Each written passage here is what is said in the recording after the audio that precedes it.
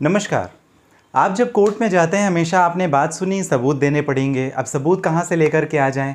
बात सच है लेकिन अपनी बात को साबित करने के लिए आपको कोर्ट के सामने एविडेंस देने पड़ेंगे, सबूत देने पड़ेंगे और अगर आप सबूत नहीं दे सकेंगे तो आप केस हार सकते हैं। इस बात की बहुत ज़्यादा संभावना है।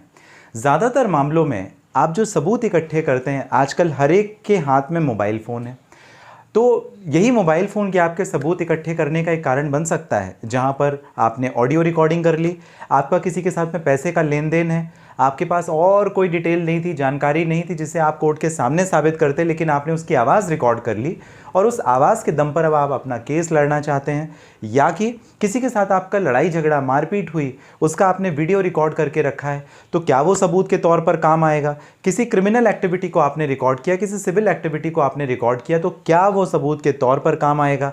पति पत्नी का झगड़ा है, मारपीट हो रही है, अनबन हो रही है, तमाशे हो रहे हैं, मेंटल क्रुएलिटी का केस है या अडल्ट्री का केस है, क्या आप अपने मोबाइल फ़ोन या कैमरा से साबित कर सकेंगे? जी हाँ, नमस्कार। आपने शुरुआत अशोक पांडे के साथ ऑनलाइन लीगल एडवाइस में की है। अगर आपको इस पर्टिकुलर चैनल में दी गई जानकारी पसंद आती है और आप नए हैं, सब्सक्राइब जरूर कर लीजिए। बात करना चाहते हैं, इस वीडियो के डिस्क्रिप्शन में डिटेल है, लिंक है, जहां से डायरेक्टली अपॉइंटमेंट बुक करके भी आप कर सकेंगे बात। जी हाँ, हम बात कर रहे हैं, अपने मुद्दे पर आते हैं और हम बात कर रहे हैं सेक्शन 65A और सेक्शन 65B की, जो कि है इंडियन एविडेंस एक्ट, जो कि 1872 बहुत पुराना कानून है, उससे संबंधित, हिंदी में कहते हैं साक्ष्य अधिनियम।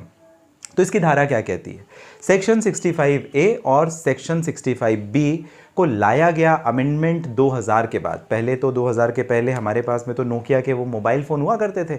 उसके बाद में फिर धीरे धीरे जब टेक्नोलॉजी डेवलप हुई, आवाज़ें रिकॉर्ड होनी शुरू हो गई, तो कानून ने भी इसकी गुंजाइश समझी और कहा कि हाँ, इसे भी एडमिसिबल किया जा सकता है, सबूत के तौर पर एडमिसिबल किया जा सकता है। फ़ोटोज़ को, वीडियो को, ऑडियो कॉल को और भी जो इलेक्ट्रॉनिक एविडेंस होते हैं, जिसे आप अपने कंप्यूटर के माध्यम से, अपने लैपटॉप के माध्यम से, अपने मोबाइल फ़ोन के माध्यम से या किसी और इस प्रकार के माध्यम से आप जिसे तैयार करते हैं, इकट्ठा करते हैं, वो आप कोर्ट के सामने देना चाहें तो इसे हम इलेक्ट्रॉनिक रिकॉर्ड कहते हैं, इलेक्ट्रॉनिक एविडेंस यानी सबूत कहते हैं। अब जो सेक्शन 65A है वो ये कहता है, उसने ये बताया कि जो भी कंडक्ट है इलेक्ट्रॉनिक रिकॉर्ड के फॉर्म में वो प्रोड्यूस किया जा सकेगा और सेक्शन 65B में ये प्रोविजन दिया गया कि उसकी कंडीशंस क्या होंगी, कब और कैसे कोर्ट के सामने आप प्रोड्यूस करेंगे। अब धाराओं की बहुत जानकारी मैं ऐसे आपको कानून की भाषा में दूंगा तो ऊपर से बाउंस कर जाएगा, आसान शब्दों में समझते हैं।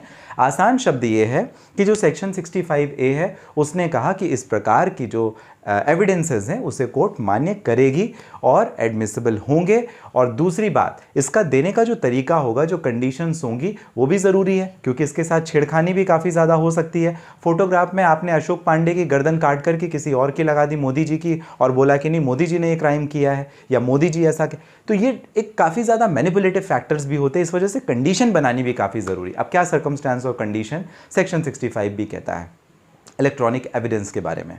सबसे पहली बात, किसी भी तरीके से इस प्रकार के साक्ष्य के साथ में खिलवाड़ नहीं होनी चाहिए, ओरिजिनल फॉर्म में होना चाहिए। इसका मतलब क्या है? आपने वाया चैनल के through I information, cut copy paste edited information या एविडेंस नहीं चलेंगे, प्योर सही शुद्ध तरीके के होने चाहिए। दूसरी बात, आपको सर्टिफिकेशन भी देना पड़ेगा, चाहे आपको सेल्फ सर्टिफिकेट देना पड़े, सेक्शन 65B का जिसे एफिडेविट भी कहते हैं, सेल्फ एफिडेविट कहते हैं, तो ये आपको सर्टिफाइड करना पड़ेगा कि whatever the content you are submitting before the court as an evidence under section 65B is original and true and best for your knowledge. बिल्कुल सही है, बिल्कुल सही है। आपका ऐसा बिलीव, आपका ऐसा विश्वास है, कुछ दिक्कत हो भाई आपको जवाबदारी लेनी पड़ेगी उस बात की। दूसरी बात, इस तरीके के जो एविडेंस होते हैं वो रिकॉर्डेड फॉर्म में किसी सही उपकरण के अंदर होने चाहिए। ऐसा नहीं कि कोई डैमेज, वायरस से भरे या इंटरप्टेड, करप्टेड फाइल्स वगैरह कुछ आपने प्रोड्यूस कर दी, आपने CD में बना के दे दी, पेन ड्राइव में दे दी और कोर्ट को बोला साहब देख लो, ऐसा नहीं चलेगा। वो बिल्कुल सही होना चाहिए, चाहे वो टेप रिकॉर्डर के फॉर्म में हो, ऑडियो वीडियो रिकॉर्डिंग के फॉर्म में हो, फोटोग्राफ्स के फॉर्म में हो, या जो आपने इंटरनल मेमोरेज, आजकल वो जो ड्राइव वगैरह भी होती हैं आपकी क्लाउड स्पेस से निकाली गई फोटोग्राफ्स वगैरह हो, तो जो भी इलेक्ट्रॉनिक डिवाइसेस के फॉर्म में आप देंगे, कोर्ट के सामने सबमिट करेंगे, जो कंप्यूटर आउटलेट के माध्यम से आप सबमिट करेंगे वो प्योर होनी चाहिए, शुद्ध होनी चाहिए, काटा छाटी के बिना होनी चाहिए। इस बात को आपका रखना है ध्यान। और इन सारे इंफॉर्मेशन का आप कहाँ इस्तेमाल कर सकेंगे? फैमिली लॉ में कर सकेंगे, क्रिमिनल में कर सकेंगे, सिविल में कर सकेंगे, ऑलमोस्ट कानूनी हर पैमाने में कर सकेंगे। जहां पर भी साक्ष्य अधिनियम जो इंडियन एविडेंस एक्ट है वो लागू होता है वहां पर। और धारा आपको याद रखनी है, किस धारा के अंतर्गत आप करेंगे? Section 65B Indian evidence act.